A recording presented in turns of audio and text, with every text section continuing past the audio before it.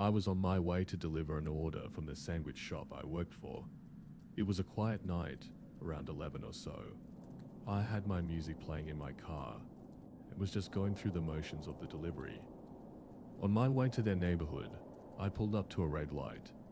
There was nobody else at the intersection, but for some reason, the light stayed red for what felt like an abnormal amount of time.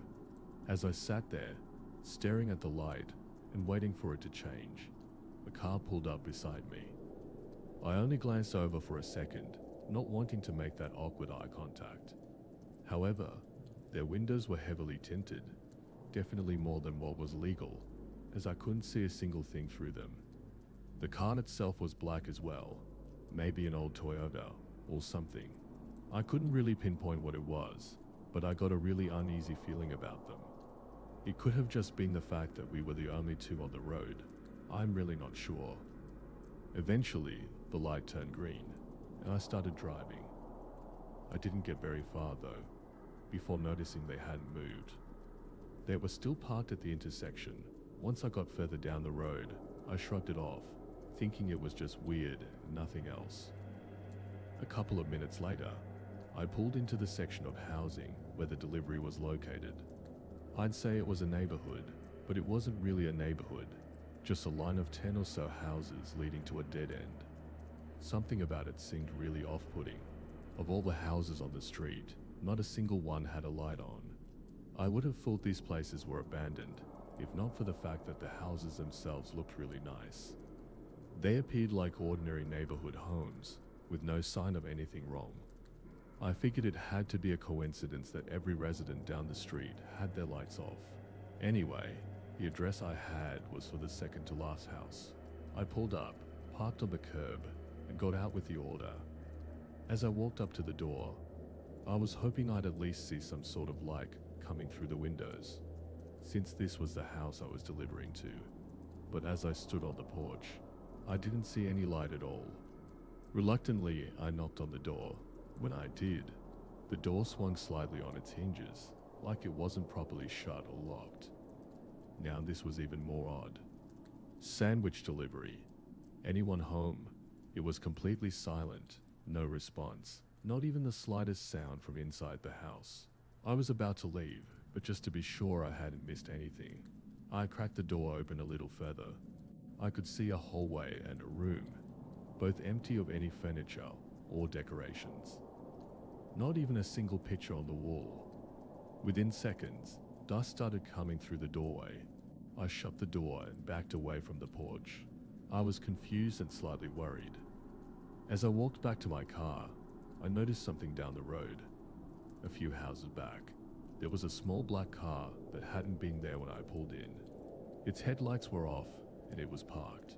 Once I saw the tinted windows, I immediately recognized it. I felt my face go white. This could not possibly be a coincidence. I started hurrying toward my car, but just a few feet away from the road, I saw something move in the reflection of one of the windows. I wasn't sure what I had just seen, but I stopped in place. I was standing near the passenger door, and through the window, my eyes fell on the back seat. It was dark, but something was blocking the back window. It only took a second for me to realize what it was. I turned and bolted back to the house. As I did, the back door of my car swung open, and a man in a black hoodie and black pants came running out. He didn't chase me though. He ran straight down the road and into his car.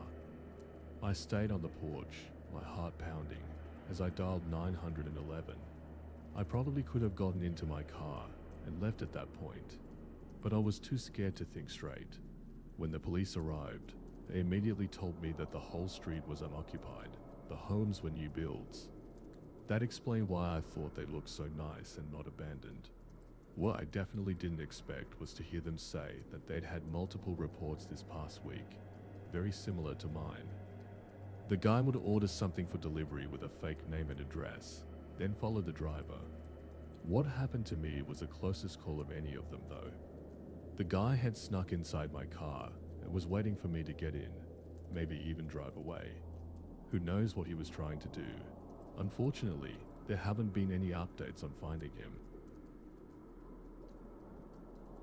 This was last year, toward the beginning of December. One of my good friends was going on a trip with his family and would be gone for a whole week. He asked if I wanted to house sit at his place while they were away. We were really good family friends, so this wasn't all that unusual. I had actually done the same thing for them the year before. They had a couple of fish tanks and a lot of houseplants that needed to be taken care of, and in return, I'd get to stay at their house for a week. Since I lived in a really small apartment, I was always glad to take them up on the offer and help out. I headed over a couple of hours before they left, just to hang out and get a refresher on everything I needed to do. Once they were gone, I unpacked some things, got settled in, and around 6, I went out to pick up some dinner. I brought it back to the house and ate in the living room while watching TV. Only about half an hour later, there was a knock at the door. I'd paused the show and got up, looking to see who it was. It was a man in his 30s. He wasn't wearing a delivery uniform or anything, just looked like a regular guy. I cracked the door open and asked what he needed. He looked startled to see me but quickly recovered and asked if my friend was home. He even called him by name, so I thought he might have been an acquaintance or something, but I told him he'd have to come back another time. He didn't ask anything else and just walked away. I probably should have asked what he needed, but I felt like he should have told me to begin with. I was sure it was nothing, but I texted my friend just to let him know someone had come by. He called me soon after and asked who the guy was.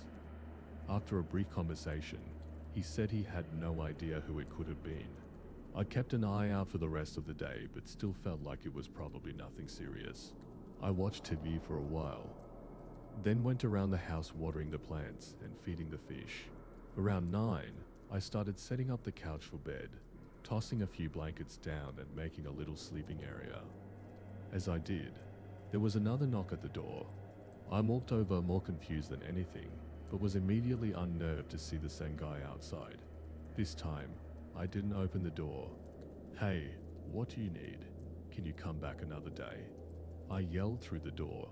I watched as the man stood there, listening and staring at the door like he was thinking, but instead of responding, he just walked away again. I made sure the door was locked before going back to the couch. It was then that I definitely should have called the police, but for some reason, I didn't want to, especially being at someone else's house. I was worried that this was all just a misunderstanding. Not to mention, the guy hadn't actually done anything yet. What would I even say? That he came by twice and stood at the door. It kind of sounded silly, honestly. It definitely woke me up though, and I didn't feel comfortable going to bed right away. I stayed up on my phone, keeping the window curtains open so I could see if he walked up again. I probably waited a good 2 hours before my eyes started getting heavy. I did one last check outside the windows before closing the curtains and getting ready for bed. I brushed my teeth, then hopped in the shower to quickly rinse off. By the time I got out, dried off, and went back downstairs, it had been less than 10 minutes. I went around and turned off all the lights. Before getting in bed, I figured I'd do one last check outside the windows, just to help me sleep easy.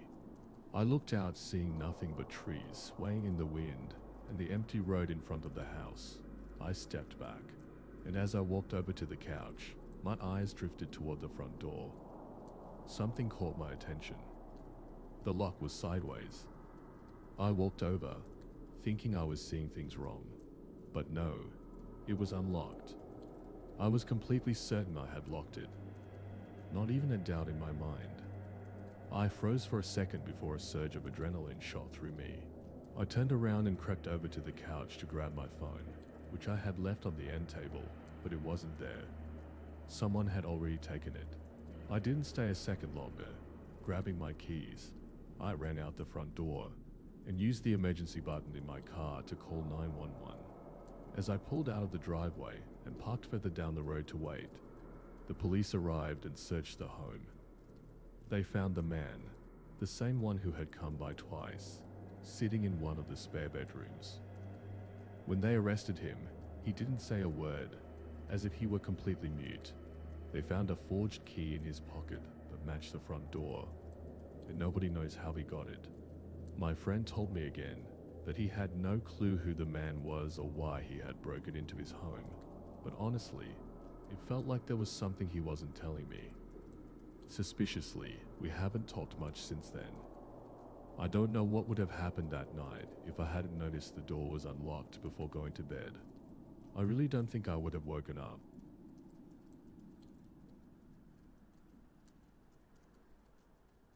It was a normal night after work. I got home at 10, exhausted but ready to stay up late and game. All my buddies had to work early the next day, so I was just playing solo and relaxing. A few hours into the night, I heard what sounded like a knock. I took my headphones off and listened again, but everything was quiet. It had to have been a knock at the front door. It was pretty loud, and I couldn't think of what else it could have been. I went over to check, but nobody was on the porch. The more I thought about it, the stranger it seemed. A single knock would have been odd if someone had actually been at the door. I still wasn't sure what I had heard, but I went back to gaming. It must have only been half an hour later when I heard another sound. It was a sort of asterisk click asterisk, like something closing. I immediately took my headset off and looked behind me. The house was quiet again. I got up and did a walkthrough, though I didn't thoroughly check every inch of the place. I was just looking for any obvious signs of what I had heard. The house was fairly old, so I usually chalked things like this up to aging wood. After checking around and not seeing anything, that's exactly what I did. I brushed it off and went back to my desk. I was still a little hesitant to put my headset back on, but eventually, I did. Anyway, only a couple of minutes later, a reflection suddenly moved across my computer screen. Maybe it was a shadow, I don't know. But I jumped up and spun around.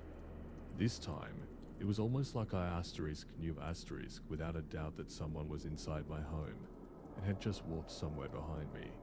My desk was in the living room, so there was a long hallway behind it with 3 separate rooms.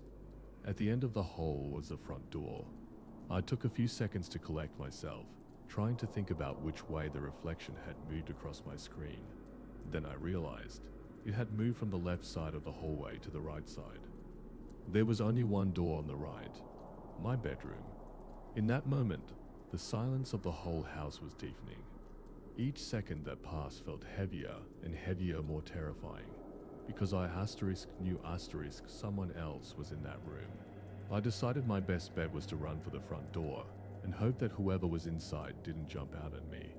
After a few seconds, I forced myself to move, sprinting down the hall and bursting through the front door. I heard nothing as I fled the house. I called the cops and waited outside for several long minutes. When they went inside, I couldn't believe it when they pulled a man out through the front door. I knew someone had broken in, but actually seeing him was beyond unsettling. He looked around 55 but was very large. His face was uncanny, wide, bloodshot eyes, a disheveled beard. Even worse, they found 2 knives on him. It seemed like he had no particular reason for choosing me as a victim for whatever he had planned. I guess that was supposed to make me feel better. But honestly, it didn't. It just meant he was completely insane. Someone who would have done anything without hesitation if he had the chance. I think I just got really lucky that night. Lucky to even be standing here today.